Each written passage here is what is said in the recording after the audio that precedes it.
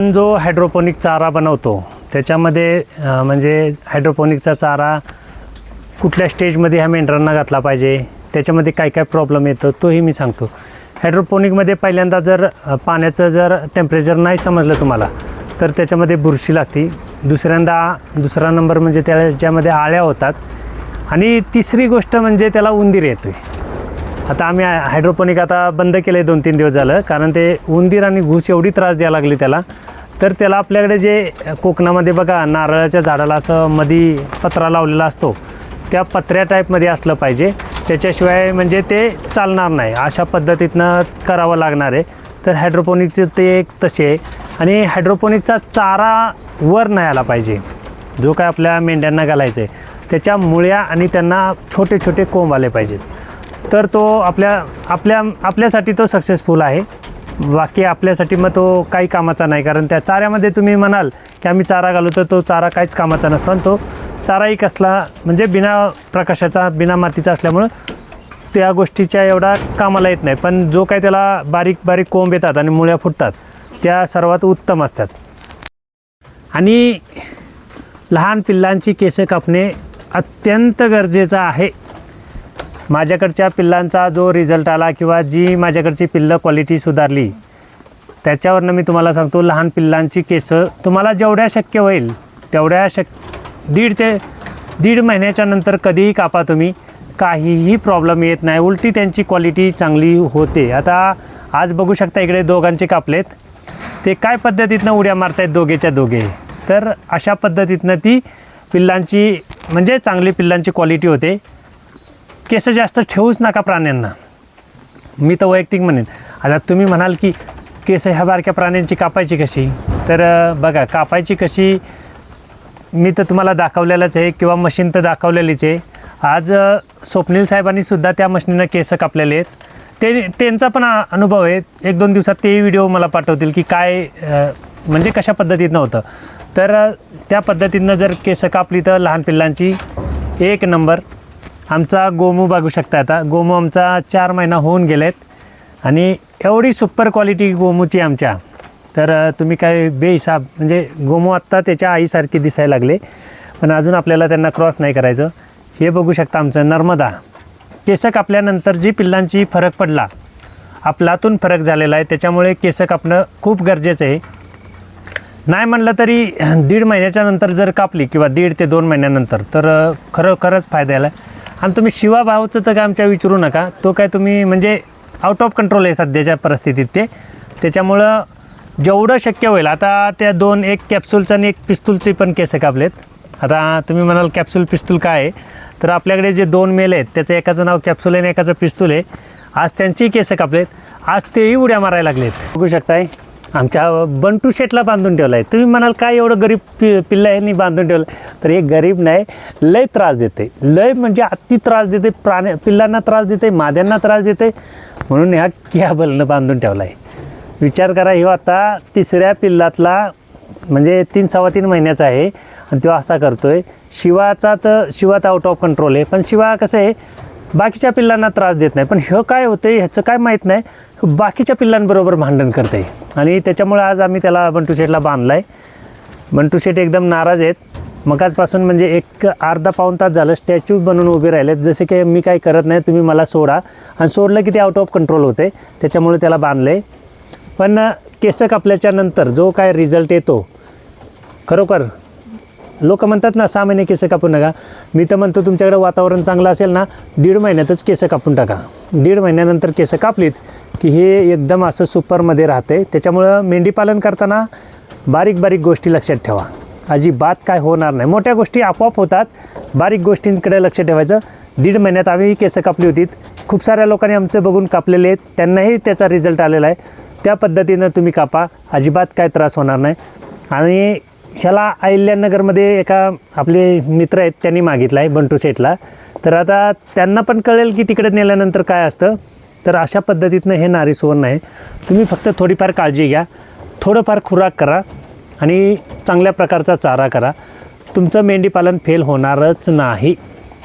आणि एका दादानी मला विचारलं होतं की म्हणजे तुम्ही म्हणता की कचऱ्यापासून चांगला चारा बनवायचा तर कसा, तर मी तुम्हाला ते सविस्तर व्हिडिओमध्ये बनवतो. कचरा काय असतो आपल्या शेतामध्ये त्याचंही मी सांगतो आणि त्याचा चारा काय क्वालिटीचा बनतो तेही मी तुम्हाला दाखवतो. त्या पद्धतीनं मेंढी पालन करायचं आहे. नुसत्या वाऱ्यावरच्या गोष्टी किंवा हवेतल्या गोष्टी आपण म्हणजे मी पण सांगू शकत नाही आणि सांगणारसुद्धा नाही. जे आपल्याकडे आहे त्याच्यामधलं चांगल्या प्रकारचे मेंढीपालन करता येतं. असं जर नियोजन केलं आपण तर 100% आपलं मेंढीपालन कुणाचंही फेल जाणार नाही. मलाही माहिती आहे, कारण आमच्यासारख्या दुष्काळी भागामध्ये म्हणजे पाण्याचा दुष्काळ म्हणाल तुम्ही तर पाण्याचा दुष्काळ नाही तर थंडीचा दुष्काळ, म्हणजे आमच्याकडे थंडीच वातावरण जास्त आहे. म्हणजे उन्हाळा असा नाहीच आहे, पावसाळा आणि हिवाळा हे 2 वातावरण आहे. आणि जमिनीमध्ये पाणी जास्त प्रमाणात असल्यामुळे जे काही चारावर्गीय पीक पाहिजे किंवा चारावर्गीय पीक आलं पाहिजे किंवा जी काय झाडपालावर्गीय आलं पाहिजे ते येत नाही. त्याच्या असल्या दुष्काळामध्ये जर अशी पिल्लं 3-3 पिल्लं जगत असतील तर तुम्ही विचार करा तुमच्यासारख्या भागामध्ये काय क्वालिटीमध्ये राहू शकतं. आता हा 3ऱ्या पिल्लामधला 3रा बच्चा बंटू सेट आहे आणि त्याची हाडकंच दिसणार नाहीत तुम्हाला. ज्या पद्धतीतनं तो आत्ता आहे ना त्याची हाडकंच दिसणार नाहीत. तर असं आहे. तर आता मी तुम्हाला शिवाची बोन साईज दाखवतो. खूप लोक सांगतात ना बोन साईज, तर मी तुम्हाला दाखवतो यातमध्ये. आता शिवा थांबा, मी त्याला बाहेरच आणतो. शिवा इकडे रे, ये इकडं. गोमे तू पण या.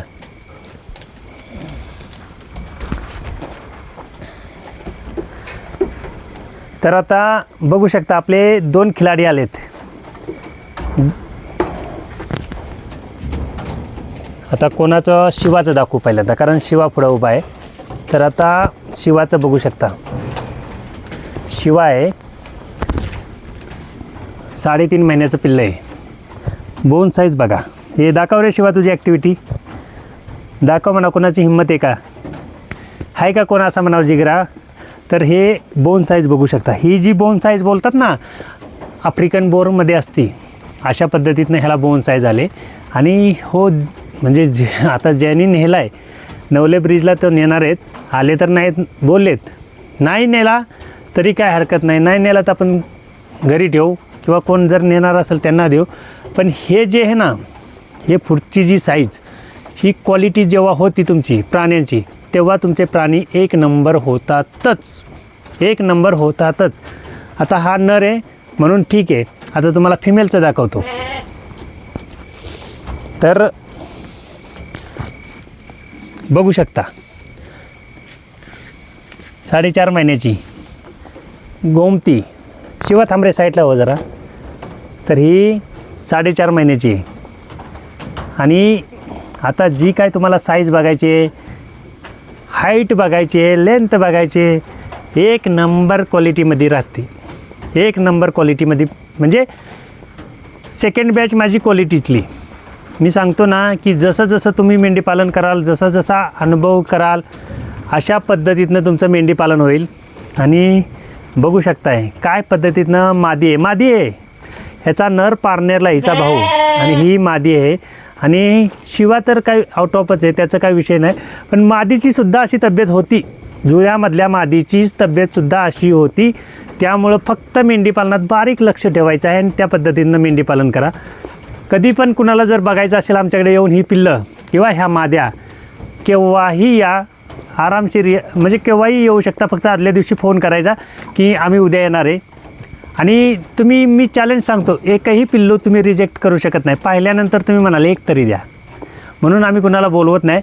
पण जरी कुणाला यायचं असेल पाहायला बिनधास्त येऊ शकता, काही हरकत नाही. आणि इथं पाहिल्यानंतर तुम्हाला मेंढीपालन काय असतं किंवा मेंढीपालनात पिल्लं काय होतात हे 100% समजेल. कारण मेंढीपालन ही संकल्पना कशी असती किंवा काय कमी चाऱ्यातनं कसं बनवता येतं हे तुम्हाला इथं कळेल. त्याच्याशिवाय तुम्हाला समजणार नाही. आणि प्रत्येकाने मी सांगतो प्रत्येकाने वैयक्तिक प्रयोग करून पहा.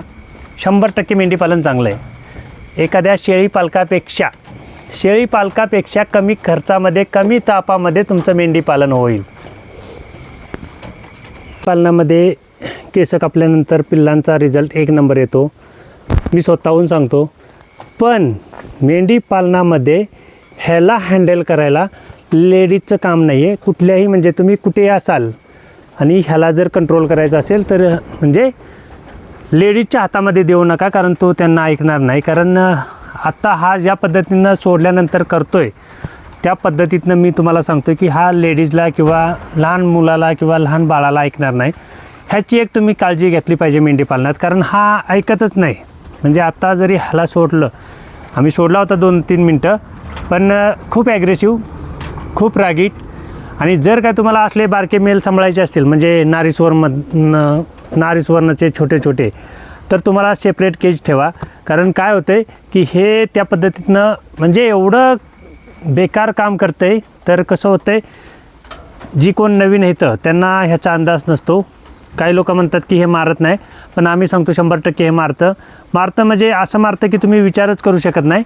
त्याच्यामुळं ह्यांच्यावरती एक लक्ष ठेवायचं आणि ह्याला लेडीजच्या हातामध्ये कंट्रोल ठेवायचा नाही.